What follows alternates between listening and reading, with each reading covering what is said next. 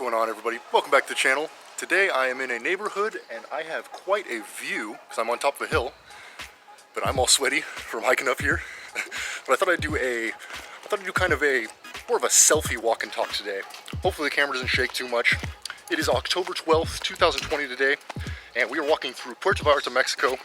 Just kind of a random neighborhood here. I was just been walking around. I saw a giant hill, and I don't know. I must have an attraction to giant hills. It must be a curve thing, because I'm a guy. But I see a giant hill, and I want to climb up it. I don't know if it's a thing. You know, you hear these famous mountain climbers, and I don't hear of a lot of women mountain climbers. I don't. You know, maybe they're out there, but it seems to be a male thing. They see a giant mountain, they have to climb on top of it. I don't know how it's working, but let's get a selfie with some roosters here. Or these chickens. Can't tell. Oh, nope, they just hopped away. Never mind. No selfie with them. Sorry about that, guys. I had to cut the video right there. I walked downhill and I walked into a bunch of construction. There's construction going on everywhere here today. I don't know if it's a special occasion or what, but construction going on all day today, everywhere I go. So I've been trying to find a quiet place. Also, coming into this neighborhood, this must be where the rich people live because everything is paved back here. Nice. Hola. There's construction going on. Yeah, it's nice. Here, I'm gonna take you over. There's a stream over here. I'm gonna take you over to the stream and we're gonna check it out. Big puddle there. All right, there's a stream bed. So what will happen is these streets, you'll see, they'll get flooded. So it's supposed to rain here today, but I don't see any clouds. There's a puppy back there. Forewarning also, if you come to Mexico, it's loud anywhere you go. Anywhere you go, there's gonna be noises here. I've gotten used to it. I actually kind of like it now. It's kind of nice because a lot of the times you'll be in your house or you'll be in your apartment, and you'll wonder if someone's listening kind of in on what you're doing. But there's so many noises going around everywhere that no one can listen in anyways. But mainly today, I wanted to talk about the whole CV-19 situation here in Mexico. Now, in America, it's gotten pretty bad, especially California. When I was in California, it's crazy because California is, on top of everything else that they banned a whole bunch of extra things. So the whole CV-19 situation here, it's almost the same as America, to be honest. I think they have some agreement or treaty or pact going on where they kind of have the same rules, especially in tourist areas here. So if you go down, so right now I'm actually way up in the hills here. But if you go down all the way to the boardwalk, which is way down there, the Malecon, what will happen is you'll see a lot more police there. You'll see a lot more just enforcement in general. Whereas here, it's a lot more free. You can kind of do as you please. Oh, perfect. I found a nice little park to kind of sit down for a good little second here. If you can't tell, I'm super sweaty. It's super humid here. If you guys have never been to Puerto Vallarta or any kind of tropical area in general, if you've ever been to Florida, if you've ever been to even parts of Texas, Louisiana, those types of areas, super humid. It does feel good to sweat though, and I will take sweating any day over the snow, because a famous saying that I forget who it's quoted by, but it is, you can't shovel sunshine, and that is so true. Living in Missouri, living in snowy areas, Denver, Colorado, cold, and there's no escape. I mean, and you're dry all the time. But let's talk the main point of this video. So the whole CV-19 situation. When you come over here to Mexico, what's gonna happen? So what's going to happen is you're going to get on a plane. Sorry, I got sweat dripping everywhere. You're going to get on a plane, and you're going to go from wherever you are, America. I went from Dallas, so I started in California. It was basically a connecting flight. I started in California, took a connecting flight to Dallas, and then Dallas-Fort Worth Airport, went all the way here to Puerto Vallarta. They also have a route through Phoenix, and I think those are the only two routes open now due to this whole CV-19 situation. A lot of the routes got shut down, so I think the Phoenix route and the Dallas route are the only two routes available here for Puerto Vallarta for Americans. It may be different for the East Coast, I don't know. I was on the West Coast, but you're gonna need one of these. You're gonna need to bring a mask. I know you probably don't wanna hear that. You probably don't wanna hear that you have to bring a mask here to Mexico because you're thinking, hey, it's a lot freer here, it's nice, and the laws are probably a lot more relaxed. Well, they are to an extent, but you gotta remember this is a tourist area, so there are a lot of tourists that are actually, the tourist season hasn't picked up quite yet, but it's going to pick up, and there are already police on the Malecon, and they basically enforce the mask wearing policies. So you're gonna have to wear a mask wherever you go on the Malecon. But up here, up in the hills, this is why I recommend getting an Airbnb up in the hills, up in a typical Mexican neighborhood. Don't live down in the Malecon where all the tourists live. Live right here. Live right in a kind of neighborhood like this. Because you get this beautiful nature, you get the authentic Mexican experience, and you won't get the tourist traps. And on top of that, you get a lot more freedom. So you don't have to wear that. You don't have to wear this stupid mask anywhere. Well, some places require it just because, you know, police are still out and about. But the police, for the main part, are down in the Malecon, which is way over that way. And I'm way up in the hills, so I don't have to worry about it here. And not only that, but if you're balling on a budget like I am, you can live here up in the hills super cheap, and you can get very nice places. I got my own studio apartment. It cost me $14 a day, I think, $14.50 a day. So it was something like, I think the total was something like $314 for the month or $315 for the month. Pretty good. I don't know about you guys, but in California, I was paying $1,600 a month in rent when I was living down in San Bernardino. So going from $1,600 a month in rent to $314 a month in rent, and on top of that, I get all my utilities paid for, I get my sheets done once a week. And laundry, well, I gotta pay for my laundry, but my laundry is cheaper than if I went to a laundromat and did it myself. I just hand it off to a lady, she does all my laundry, and she bags it up, and she sends me home with it. It's incredible, it's amazing. So highly recommend an area like this. If you're wondering what kind of area I'm in, I'll just tell you the street name, because I'm going to be out of my Airbnb in a couple days anyways. So I'm on Rio Danubio. I'm off the street there. If you look on a map, it's right above the Malecon. So you'll look in that. If you go to the Malecon, that's where you'll see all the Airbnb rentals. You'll see most of the Airbnb rentals. You'll see most of the Airbnb rentals. You'll see the hotel rentals. You'll see the resorts, all that sort of stuff. We'll skip that. Go just about, I don't know, 300 meters or half a mile above, just go, yeah, about half a mile above the Malecon area, and I mean, if you can walk half a mile to the beach, you're gonna have no problem. So half a mile to the beach, no problem to me. You gotta remember this is on a hill though, so if you're mobily impaired, you're gonna want to stay right on the beach. In fact, if you're mobily impaired, I would recommend a different city to go to. I would not recommend coming to Puerto Vallarta in general, because everything is on a hill here. Everything. It's just one giant hill connected to a beach, basically.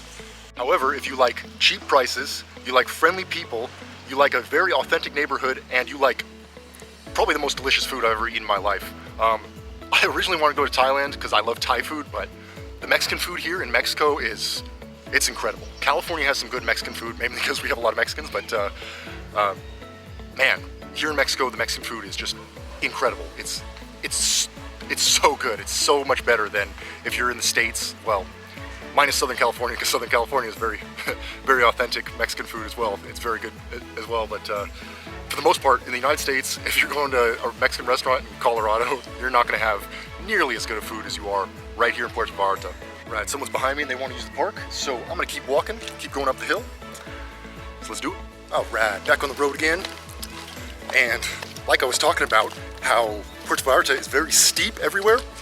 Here is another hill that I get to go down.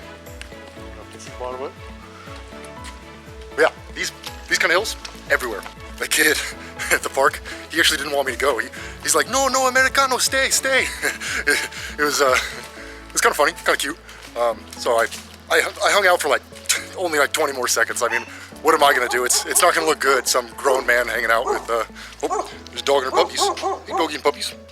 I'm just gonna avoid you because you look like you're gonna tear me up. Still alive, even after almost attacked by a female protecting her puppies. Oh, hey buddy. That's something. If you stick out like me in Mexico, people just stare at you all the time. It's not a problem. I've kind of gotten used to it. But especially little kids. So little kids they kind of wonder.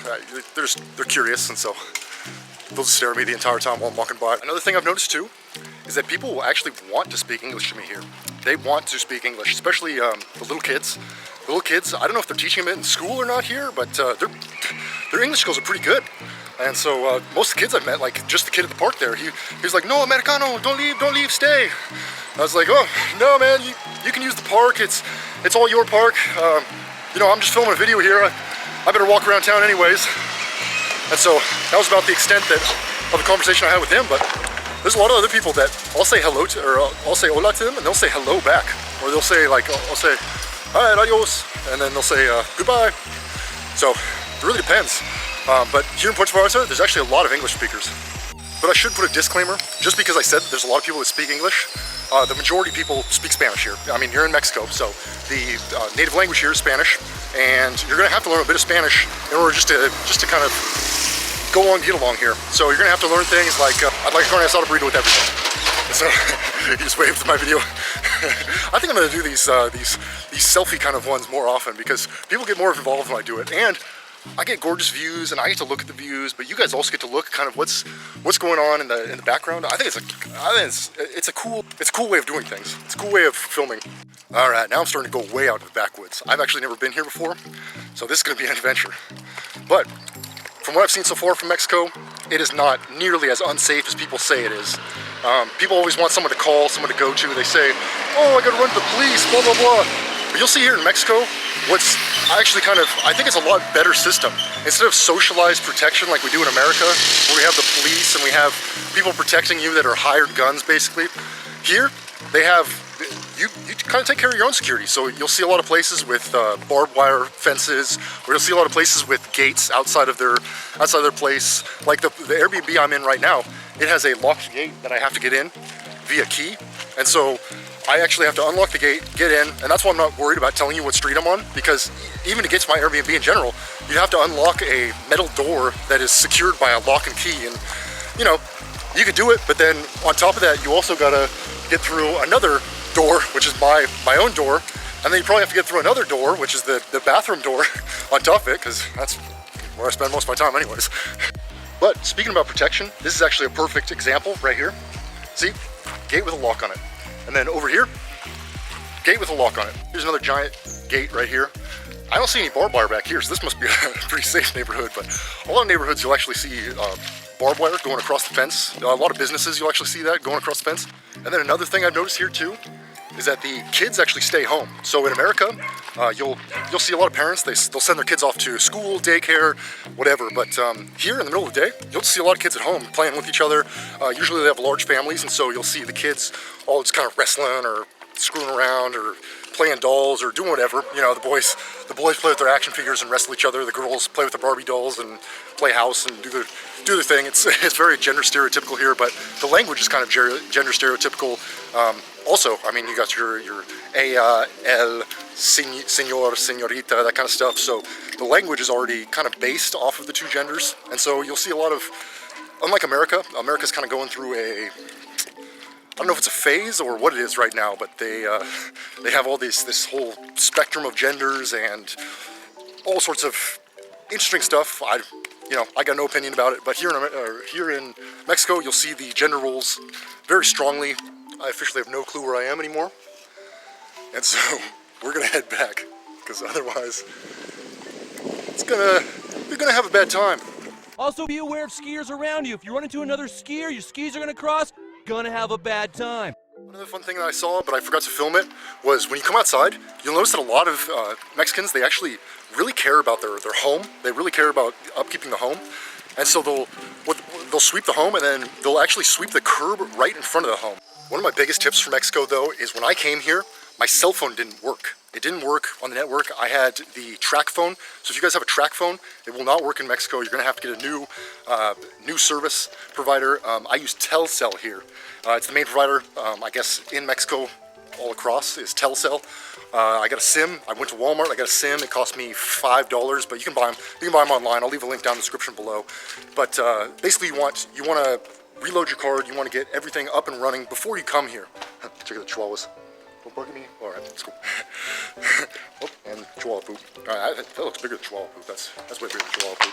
But like I was saying, make sure your cell phone works, because you're going to want all sorts of things to work for you when you get here. And it's going to be very hard if you barely know any Spanish and you come here and you're trying to find your Airbnb like I did, or you're trying to get somewhere, get something, buy something, that kind of stuff. It's going to be, even if you want to change your money from USD into pesos, you're still going to have to know a little bit of Spanish. Please, please, please, if you remember anything from this video, make sure your cell phone service is working in Mexico before you come here. It will be the biggest help that you've ever had, ever, because you'll have all sorts of little questions and stuff that you'll just look up, and Luckily, there have been so many people, so many tourists that have been here to Puerto Vallarta that almost every question has been answered via Google.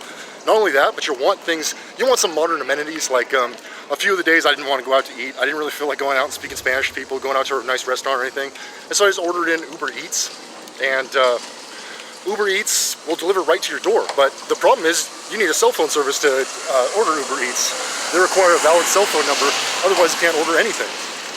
And so you can't just have a Wi-Fi connection.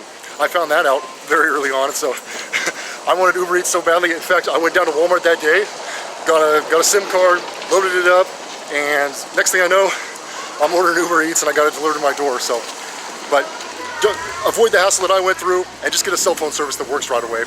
It'll save you so much time, so much hassle. Also, I should mention that it's actually walking by. There's construction going on. Good old Mexico. Another thing I should mention is that the cell phone service, Telcel, is super cheap here. You can get, what is it?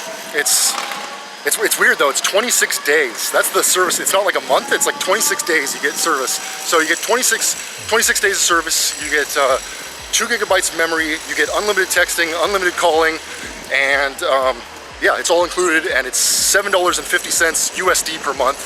All right, so I just double checked my service. It's 150 pesos for 26 days, 2 gigabytes, and unlimited texting and unlimited data. That may change. This is October 12th, 2020, so take it for what it's worth. But yeah, I mean, it's still pretty cheap. Still pretty cheap compared to American cell phone plans. Although track phone's pretty hard to beat. The tinting on this car's windows. This is kind of cool. Look at that. That's dope. It's like a yellowish. That's cool. Cool car. On the back too. Kind of neat. Alright, well that's about it for this video. If you like videos like this, make sure to hit that like button.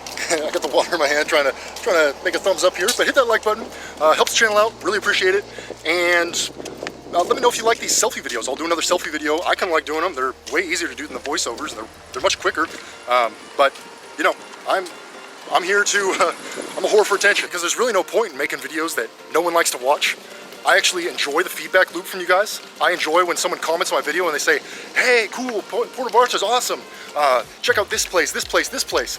I really enjoy it. The feedback loop is honestly why I still make videos. That's basically the only reason. If you think these videos actually make money based off the affiliate links and stuff I put in the description down below, no, not right now, not at all. All right, I went off on a bit of a rant there, but I appreciate all of you guys watching my videos, and hopefully I'll see you in the next one. All right, have a wonderful day. Bye.